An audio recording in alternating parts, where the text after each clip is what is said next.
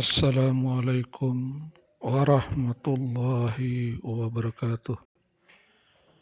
Innal hamdalillah nahmaduhu wa nasta'inuhu wa nastaghfiruhu wa na'udzu billahi min shururi anfusina wa min sayyiati a'malina may yahdihillahu fala mudhillalah wa may yudlil fala hadiyalah. Ashhadu an la ilaha illallah wahdahu la syarika lah wa ashhadu anna Muhammadan abduhu wa rasuluh.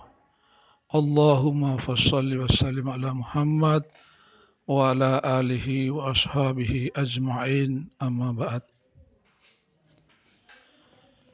Yang kami muliakan dan yang kami hormati Bapak Dr. Muhammad Arfan Muammar MPDI selaku dosen pengampu dalam mata kuliah metodologi studi Islam, dan rekan-rekan pasca sarjana yang kami banggakan. Baiklah, saya akan mempresentasikan makalah saya dalam tugas mata kuliah metodologi studi Islam dengan judul Maqasid al-Syariah, metode analisis dalam filsafat hukum Islam, pemikiran Yasser Audah. A. Pendahuluan. Polemik yang tidak muncul, analogi atau persamaan kasus yang kemudian dapat dijadikan rujukan formil dalam menentukan status persoalan tersebut.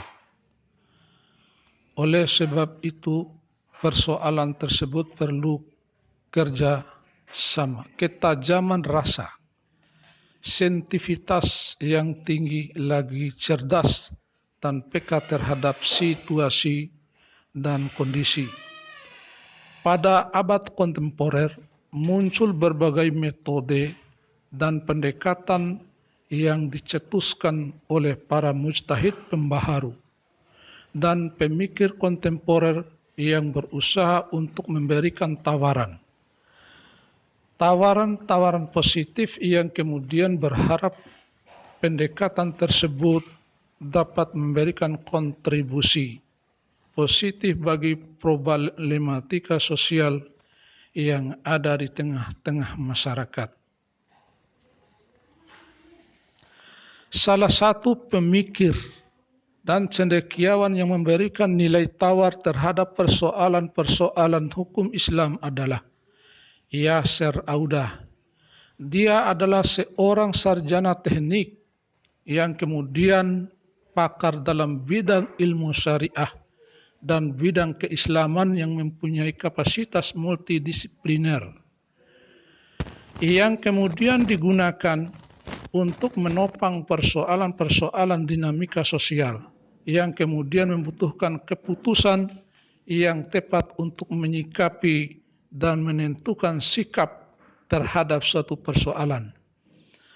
Konsep Maqasid al-Syariah sebagai sebuah upaya untuk membangun sistem dan metodologi pendekatan filsafat hukum Islam yang kemudian dikombinasikan dengan kecerdasan sosial yang akhirnya mampu untuk diaplikasikan ke dalam kehidupan sosial dan sebagainya. B. Pembahasan. 1. Maqasid al-Syariah, metode analisis sistem dalam filsafat hukum Islam.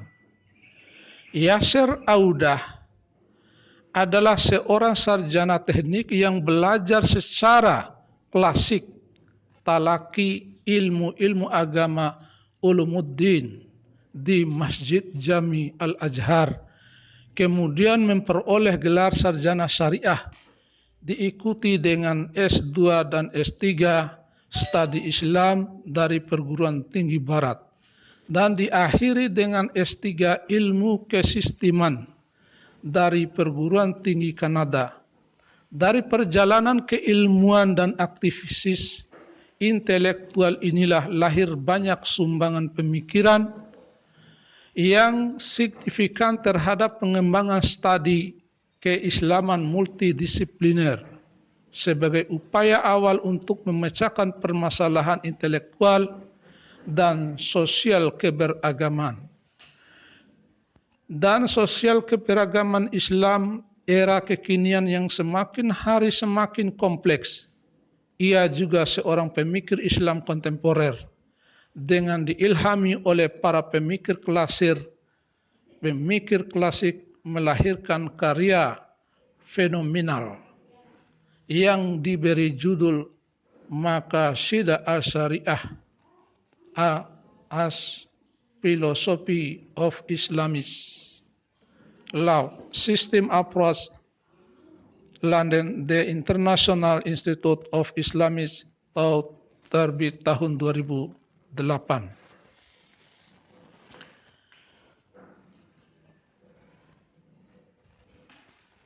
A. Sifat kognisi, kognitif nature hukum Islam.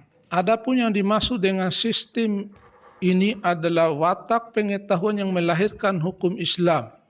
Hukum Islam ditetapkan berdasarkan pengetahuan orang faqih terhadap teks-teks yang menjadi sumber rujukan hukum Islam untuk membongkar validasi semua kognisi pengetahuan teks dan nas. B. Keutuhan integritas wholeness hukum Islam. Wholeness ialah saling terkait antara berbagai komponen atau unit yang ada. Adapun salah satu faktor yang mendorong AUDA menganggap penting komponen ini adalah pengamatannya terhadap adanya kecenderungan beberapa ahli hukum Islam untuk membatasi pendekatan berpikirnya pada pendekatan yang bersifat reduksionistik dan atomistik yang umum digunakan dalam usul fikih. C. Keterbukaan openness hukum Islam. Teori sistem membedakan antara sistem terbuka dan sistem tertutup. Keterbukaan sebuah sistem bergantung pada kemampuannya untuk mencapai tujuan dalam berbagai kondisi. Kondisi inilah yang mempengaruhi tercapainya suatu tujuan dalam sebuah sistem. Sistem yang terbuka adalah suatu sistem yang selalu berinteraksi dengan kondisi lingkungan yang berada di luarnya.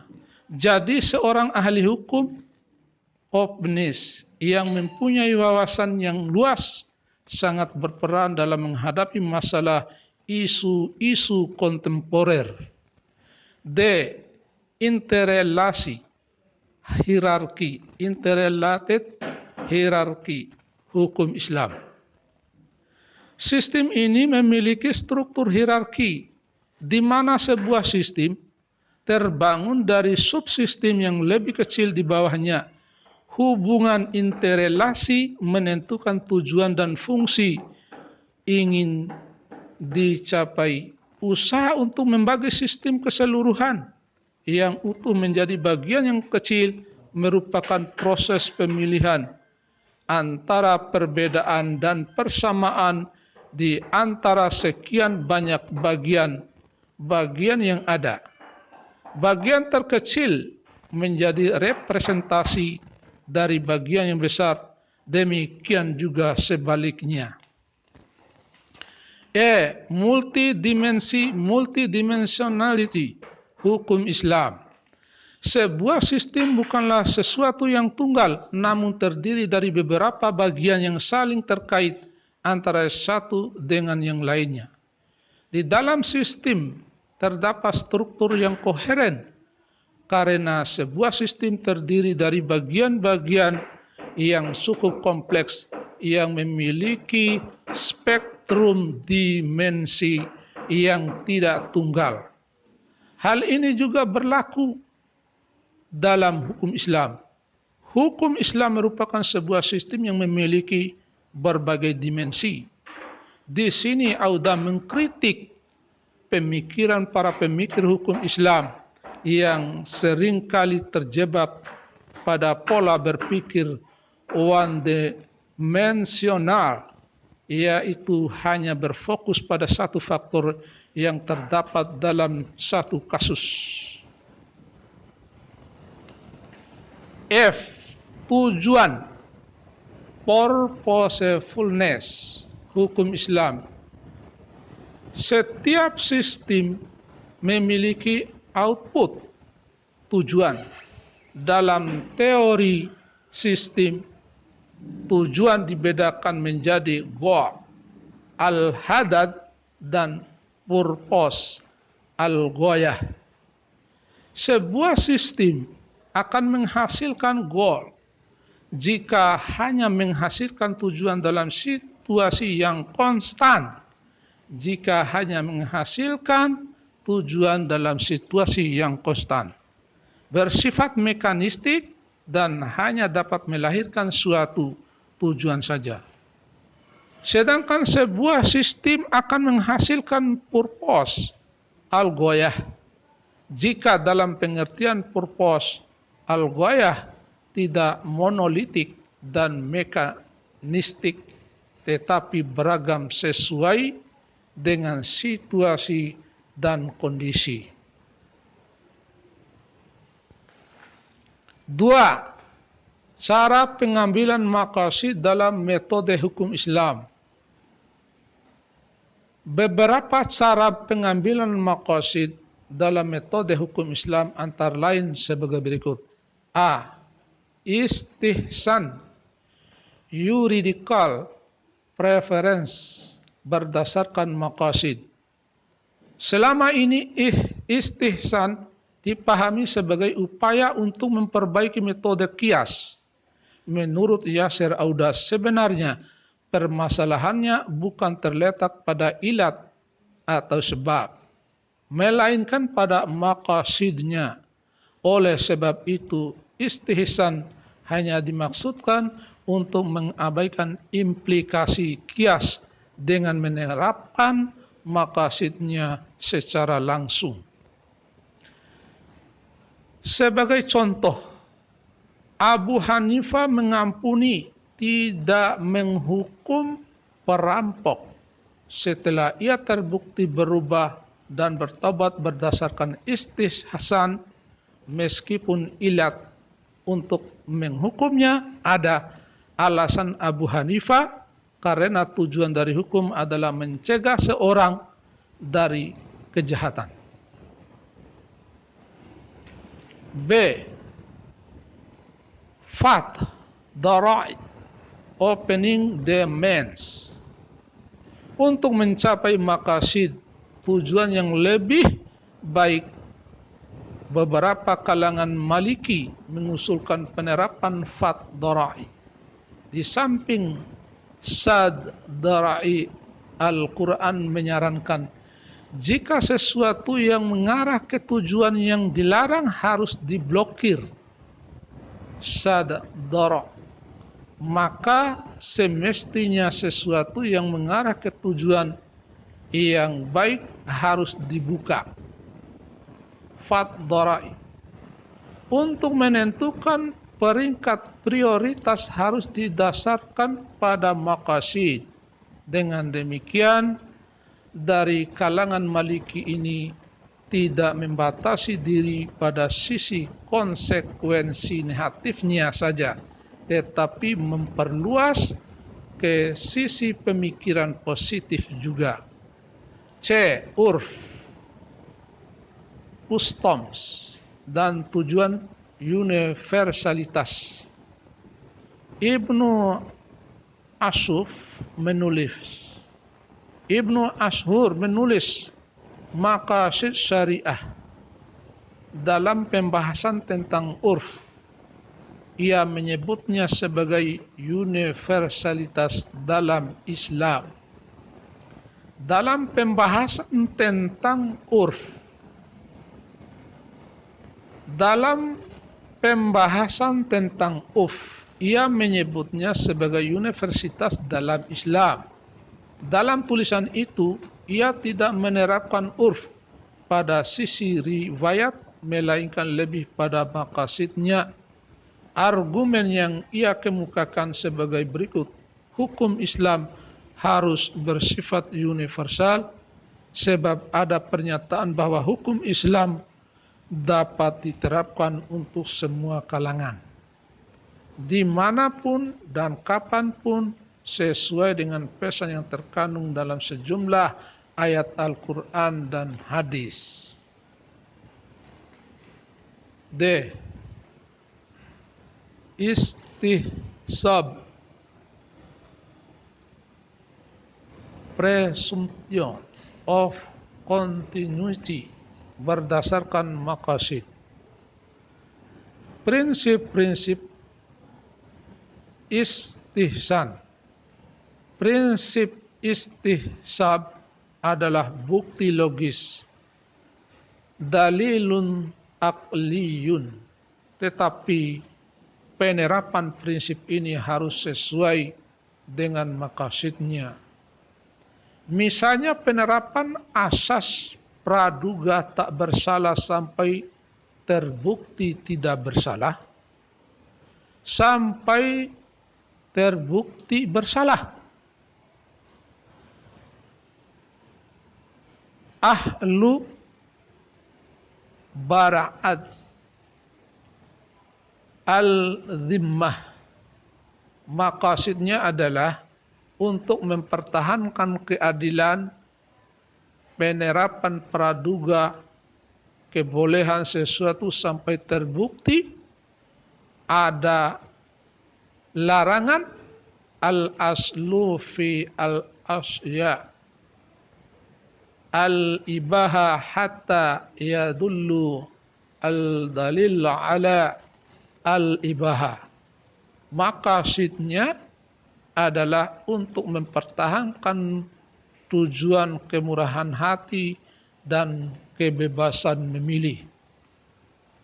3. Dari maqasid al-syariah klasik ke maqasid al-syariah kontemporer. Dalam catatan sejarah, maqasid al-syariah telah ada sejak masa Rasulullah SAW. Penelaah terhadap maqasid al-syariah mulai mendapat perhatian yang intensif setelah Rasulullah SAW wafat. Di saat para sahabat dihadapkan kepada berbagai persoalan baru dan perubahan sosial yang belum pernah terjadi pada masa Rasulullah SAW masih hidup. Perubahan sosial yang dimaksud adalah segala perubahan pada lembaga-lembaga kemasyarakatan di dalam suatu masyarakat yang mempengaruhi sistem sosialnya.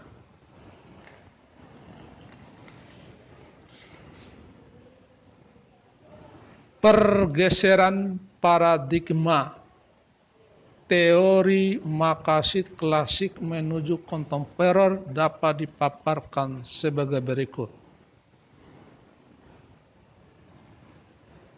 Teori maqasid klasik. 1. Menjaga keturunan al-nas. Teori maqasid kontemporer, kepedulian yang lebih terhadap perlindungan institusi keluarga. Yang kedua, untuk teori maqasid klasik adalah menjaga akal atau al-aql. Teori maqasid kontemporer melibat tindakan pola pikir search ilmiah. Search ilmiah.